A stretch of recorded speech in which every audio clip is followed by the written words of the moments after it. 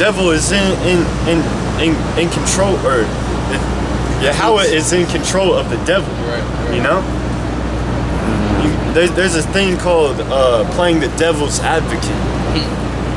You know, and that's basically the purpose of Satan. Man. You know, it's to try you, to see if you hold integrity. Yep. Let's bag you up with it, Job. This is Job chapter 1, and I'm gonna start at verse 6. Now there was a day when the sons of God came to present themselves before the Lord, and Satan came along among them. Yeah. And the Lord said unto Satan, whence comest thou? Then Satan answered the Lord and said, from going to and fro in the earth, and from walking up and down in it. If I can add, that just shows you that Satan is in order, man. There ain't no fight in heaven. It says Satan came also, meaning what? He a child of Yahweh Shalom Shah, child of God. He's still an angel, man. On the left hand side. Right.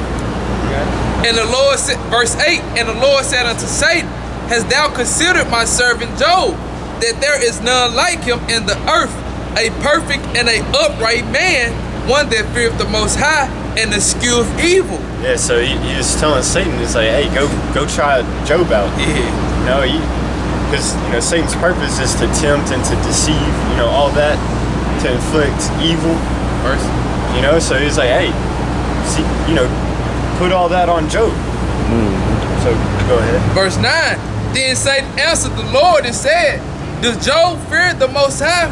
For not has not thou made a hedge about him, and about his house, and about all that he hath on every side? Yeah, so Satan was like, of course he's righteous. So you put a hedge around him. I can't do any evil to him.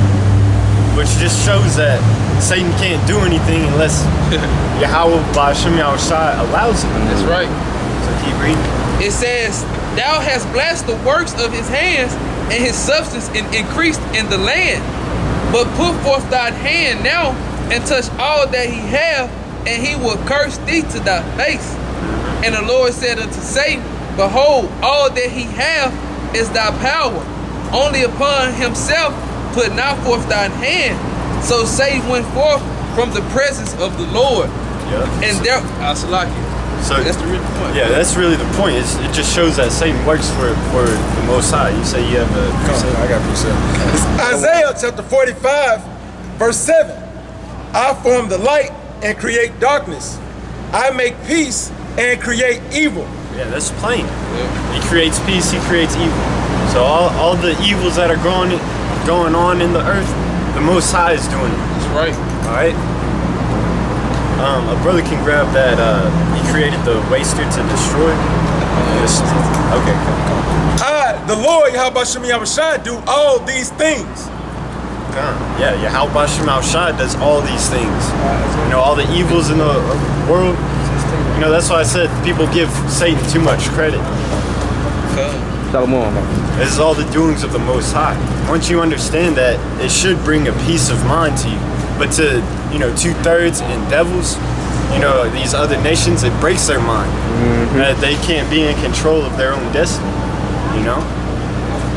This is Isaiah 54:16. Behold, I have created the smith that bloweth the coals in the fire, and that bringeth forth an instrument for his works, and I have created the waster to destroy. So everything has its purpose. All the evil spirits, and these evil people, it all has its purpose. And that purpose is to destroy, specifically Esau Edom, and the ones that create all these nuclear missiles. It has a purpose to destroy, because these missiles are going to take out this wicked kingdom. That's right. It's going to be the doings of their own head. That's going to doings of their own hands. That's going to take them out. We can jump back to 2nd Ezra 16. Yeah, I had a precept backing up the missiles. Okay. Okay, God, this is backing up the missiles. This is Ezekiel 38 and verse 21. And I called for a sword against him throughout all my mountains, saith the Lord, the Yahweh Ba'Shem Yahushua. Every man's sword shall be against his brother, and I will plead against him with pestilence and with blood, and I will rain upon him and upon his bands and upon the many people that are with him an overflowing rain and a great hailstone, fire and brimstone. An overwhelming rain. Man, you ever been like stuck out in a hard pour? You know, especially like when you're driving, you just gotta pull over. And it's like thudding on. It sounds like your rooftop is about to cave in. Hey, but it's gonna be a overwhelming rain of nuclear missiles, because Revelation talks about how many missiles are gonna be fired off. We don't know if that's specifically the warheads or the missiles themselves, because one missile can hold multiple warheads. So if it's, and the number mentioned in Revelation, if a brother wants to grab it, it's 200,000, which is 200 million. Yep. You know? So if those are referring to the missiles themselves, then there could be over 200 million warheads. Right. You know? This is Revelations 9 and verse 15. And the four angels were loose, which were prepared for an hour and a day and a month and a year for to slay the third part of men. And the number of the army of the horsemen were 200,000. So Revelation is referring to them as an army of horsemen. All right, because you know what's an army of horsemen represent? Great power. You know, and the army, you know, their duty is to go and destroy. You know. And the number of the army, the horsemen, were 2,000,000, and I heard the number of them. And thus I saw the horse in the vision, and them that sat on them having breastplates of fire and of jacinth and brimstone, and the heads of the horse were as heads of lions, and out of their mouths issued fire. Yeah, so this is, John the Revelator describing the nuclear missiles, to the best of his ability. So he's given things in his time, comparing it to things in his time to, portray that illustration. Right. So he said that they had a breastplate of iron and jacinth brimstone. So that goes into the shaft of the missile. And it said the heads were like lions, because a lion, represents power. Right. And it was in their heads that issued fire. That's the warheads, man. Right. Warheads. And then it also goes into the tail of the missiles too. Right. It said out of their mouth it issued fire and smoke. Warheads. Yeah. Cause that was the mouth where the warhead is located at, man. Gone. You got it? And issue out of their mouths, Salaki, and brimstone. By these there were third part of men killed by fire and by smoke and brimstone, which issue out of their mouths. For their power is in their mouths and in their tails. Yeah, For the power is in their mouths and in their tails. Because, hey, they have to have a certain amount of power to get fired from one location to another. Right. That's why, Second Ezra 16 refers to them as arrows. Bow and arrows. The bow launches it. Bow and arrow, the power is in the bow that launches it, but also the power is in the tip of the arrow that does the damage. Same thing with these missiles. The power is in the tail to launch that bitch, and then it's also in the head that fucking turns the heavens into a scroll being unrolled. Verse 19, for their power is in their mouth and in their tails. For their tails was like serpents and had heads, and with them they do hurt. They do hurt. They do hurt. That's right. And it will hurt. You don't want any part of that. That's why it'd None of be this smoke. in your best interest to repent and turn back to Yahweh B'Shem Shai, so you can be delivered in that day. So you don't have to take part in that hurt. Yeah. Second death. Done. A brother can grab where it says the heavens departed as a scroll. Scroll. I think there's one in Revelation and there's one in the Old Testament.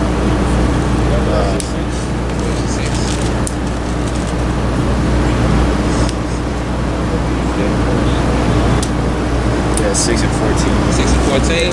This is Isaiah 34. This is Revelation 6 and 14. And the heaven departed as a scroll when it rolled together, and every mountain and island were moved out of their places. Yeah, we got a sign for that. Yeah, so yeah, in the background of this side.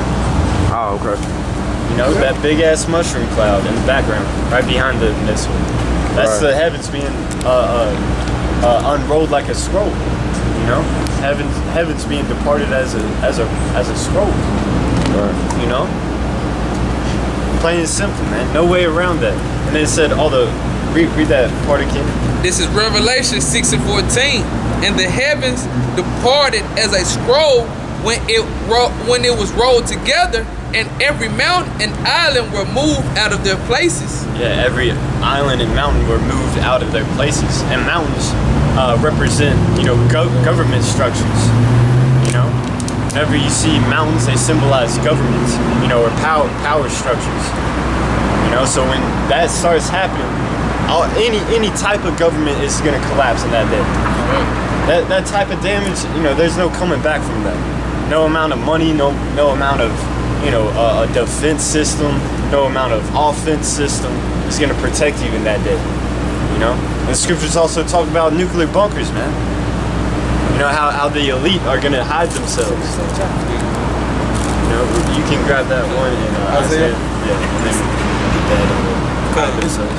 Isaiah 34 and 4. And all the host of heaven shall be dissolved, and the heavens shall be rolled together as a scroll, and all their hosts shall fall down as the leaf falleth off from the vine, and as a falling fig, falling fig from the fig tree. Yeah, falling fig from the fig tree. You know? And that's plain, man. You know, it said everything in heaven is going to be dissolved. You know, and that, you know, I mentioned it earlier. You know, Lord willing, we can get it. 2 Peter 3. You know, it breaks down, you know, beautifully how, you know, down to the very elements, everything down to the very element is gonna be dissolved. You know. You got that in Revelation. Yeah. This is Revelation 6 and 15. And the kings of the earth, and the great men, and the rich man, and the chief captains, and the mighty men, and every bondman and every free man hid themselves in the dens and in the rocks of the mountains. Yeah, in the dens and the rocks of the mountains. That's where they build these. What's the nickname for them? Yeah, there's an acronym. DOMS, I think. It's like deep underground missile protection or something. Something like that. Yeah, but they that's them. Everybody's gonna seek to hide themselves in that day, you know, because what was that, around World War II or after World War II, when the Cuban Missile Crisis, right? You know, where the Russians funded Cuba to have nuclear capabilities, where they could launch a missile, you know, from Cuba to you know, around Florida area, you know, at least like the Gulf area, you know, and there is a huge scare. So it's like on TV where, you know, hey, remember, if you see a white flash in the distance, duck and cover. You know, that was happening like on, you know, commercials and before, you know, TV programs. They're getting, like, you go to school and you practice the tornado drills. Oh, yeah. Hey, they're practicing the nuke drills, man. Right.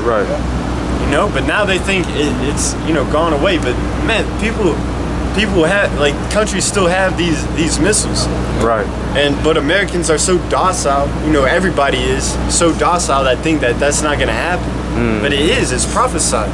That's one of those things, you know, that we were reading earlier. Although it tarry, wait for it. That's right. You know, it's just a climatic climb in the Most High's movie. You know? Is that what? 2 Peter chapter 3, starting at verse 9. The Lord is not slack concerning his promise, as some men count slackness, but is long suffering to usward, not willing that any should perish, but that all should come to repentance. Yeah, so these things aren't slack. Some men count slackness. That's that 2/3 mentality of, oh, these prophecies are never going to take place. Yahushua isn't coming back. Hey man, you're off for thinking that. He said it's to them it's slackness, but to us it's long suffering. That's right. A brother can grab that word, or I can't. The word long suffering and the blue letter.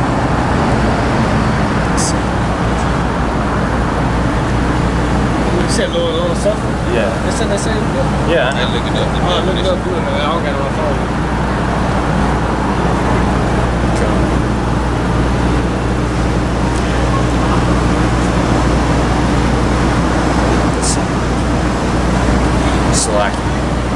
This is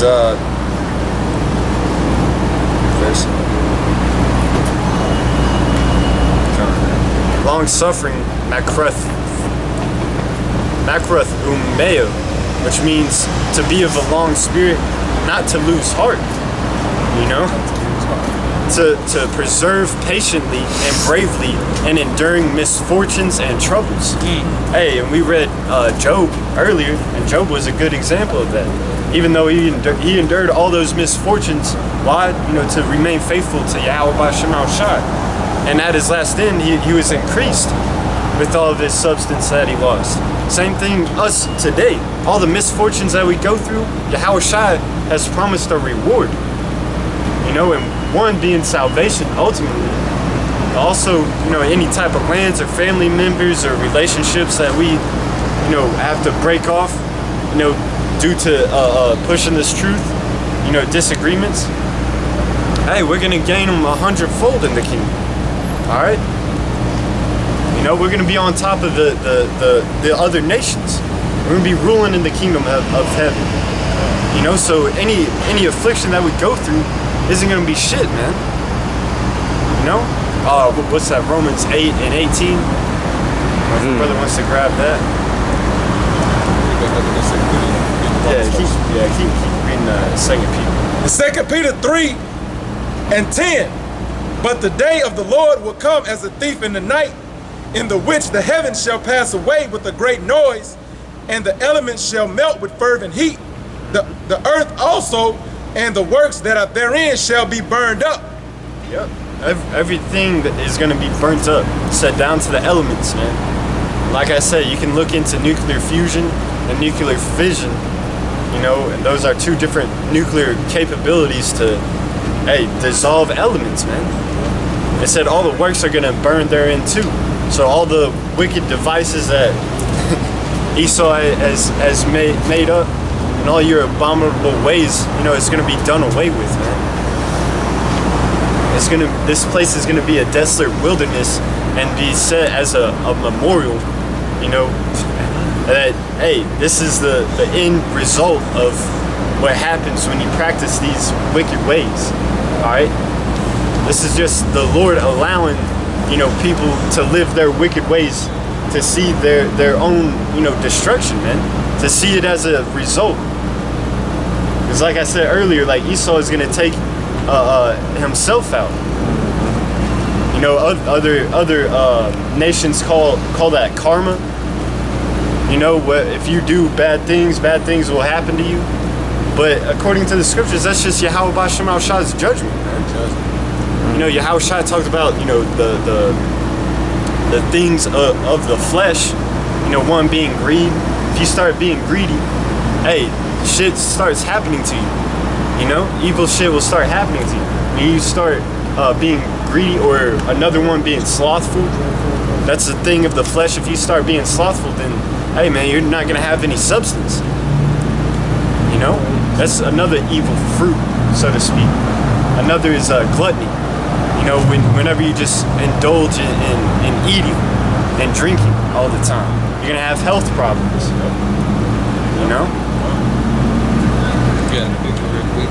This is Job 4:8. Even as I have seen, they that plow iniquity and sow wickedness reap the same.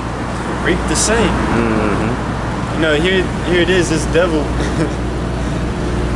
It's funny because, it's all Yahweh Shemal Shai doing.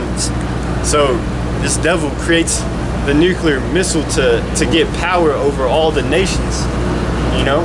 But now these nations